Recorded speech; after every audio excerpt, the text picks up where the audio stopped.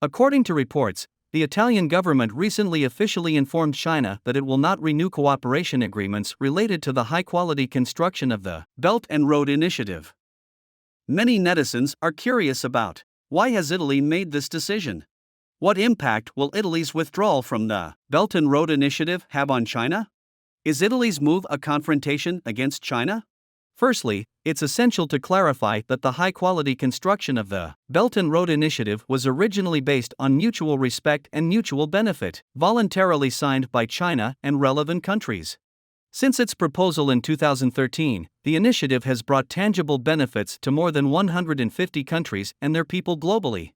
This has sufficiently demonstrated the robust vitality of the Belt and Road Initiative.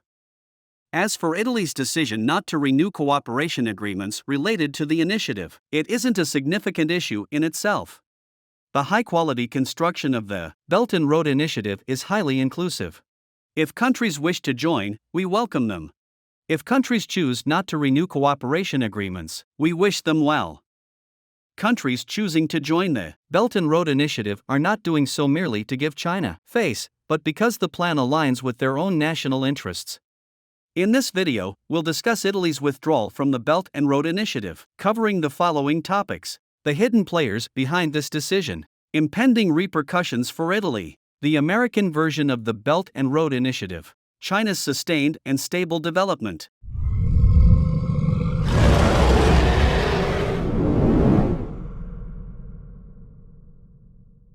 Over the past decade, an increasing number of countries have chosen to join the Belt and Road Initiative, which has indeed put significant pressure on some in the United States.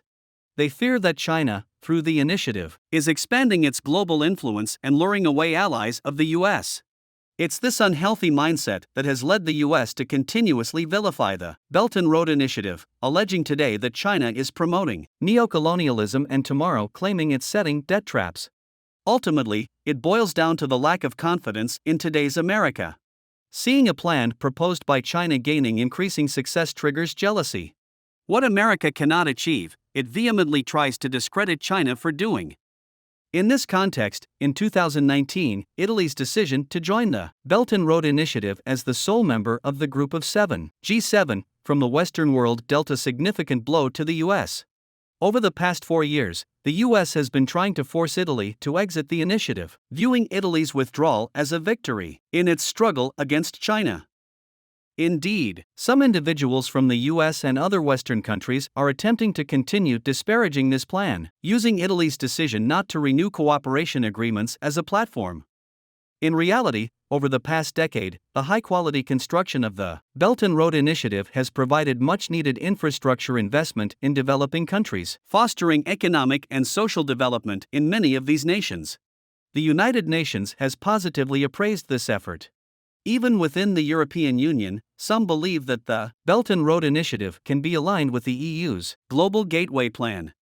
China and Europe could indeed collaborate to support the development of developing countries. However, certain European leaders, led by Ursula von der Leyen, President of the European Commission, willingly play the role of helpers for the United States in containing and suppressing China. To safeguard American interests, they pressured Italy to withdraw from the Belt and Road Initiative.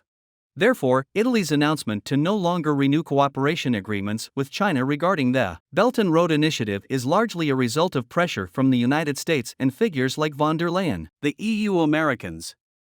The Italian government is aware that this decision could be exploited by Western media. It has been engaging in ongoing communication with China. Even with this declaration to cease renewing cooperation agreements, the Italian government explicitly expresses its desire to maintain a mutually beneficial relationship with China. Overall, Italy's withdrawal from the Belt and Road Initiative is its own loss. While Italy ranks as the world's 8th largest economy, its GDP in 2022 was only $2.186 trillion, approximately one-eighth of China's. During the pandemic, Italy's economy suffered severe blows. Due to a low base, Italy's GDP surged by 3.7% in 2022. However, the projected GDP growth rate for Italy in 2023 is only 1.3%, decreasing further to 1.1% in 2024.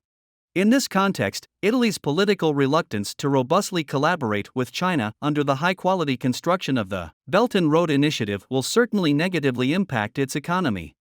In this new global geopolitical landscape, the United States has been coercing European Union countries into actions that harm their own interests, a sorrowful situation for these EU nations. After the Russia-Ukraine conflict erupted, the US exerted significant pressure on EU countries, even resorting to moral blackmail, compelling countries like Germany to sever their imports of cheap energy from Russia. This directly led to severe economic damage in Germany and spurred the relocation of some energy-intensive German conglomerates to other parts of the world. Amid the US-China competition, while the US initially hoped the EU would join them in decoupling from China, they soon realized the close economic ties between China and Europe in the era of globalization. Hence, the US coined the concept of de-risking. Essentially, it continued to encourage the relocation of industrial and supply chains away from China to undermine the Chinese economy. This practice blatantly contradicts market economy principles.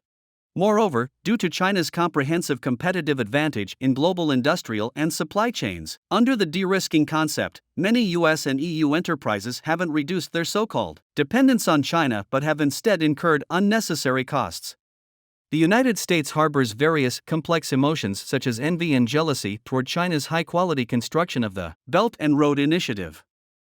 Consequently, it devised the so-called American version of the Belt and Road Initiative, the Partnership for Global Infrastructure Investment (PGII). However, since its launch in June 2022, this plan has been more thunder than rain, essentially a bubble plan. Logically, when the US struggles to rebuild its own railroads, it lacks the funds and capacity to assist other countries in infrastructure development. The purported global infrastructure partnership is merely a ploy for the US to perform a Taiwan Act against China. If Biden loses in 2024 and Trump returns to power, this plan will likely be shelved immediately. China is confidently looking towards the future of the high-quality construction of the Belt and Road Initiative because this plan is inherently about mutual benefit. China's approach of giving roses while retaining fragrance in hand stands in stark contrast to the colonial era when Western countries plundered, exploited, and oppressed numerous developing nations. What's crucial is that China not only has the willingness to assist other developing countries in their development but also possesses the capability to do so. Dubbed as the infrastructure maniac by netizens, China understands the principle of building roads before seeking wealth. In areas such as road construction, bridge building, port development, and power plant construction, China boasts comprehensive advantages in funding, technology, materials, engineering equipment, and construction capabilities. While aiding other developing countries' development, China also expands the overseas market for made in China, securing essential energy, food, and raw material supplies for its economic growth, a fundamentally mutually beneficial relationship. For this reason, Italy's decision not to renew cooperation agreements related to the high-quality construction of the Belt and Road Initiative with China doesn't ruffle our feathers. This isn't a loss for China and has no bearing on China's prestige. As we diligently work to shape the Belt and Road Initiative into a globally influential and attractive international public product, more countries will naturally join. In this process, whether it's Italy or any other nation, if they choose to withdraw, it won't have much impact. This is the end of this video. Thank you for watching. Please like, subscribe, and comment. We genuinely appreciate your support.